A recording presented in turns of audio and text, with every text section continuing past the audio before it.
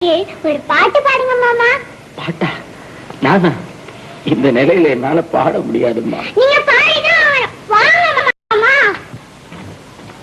நில்லுங்க. பாடுங்க. நான் என்ன பாட்டு பாட? நான் பிறந்ததை பாடவா, வளர்ந்ததை பாடவா, நடந்ததை பாடவா, எதை பாட? நீ எதையும் பாட வேணாம் ஐயா. பாடுற மூஞ்ச பாத்தீங்களா?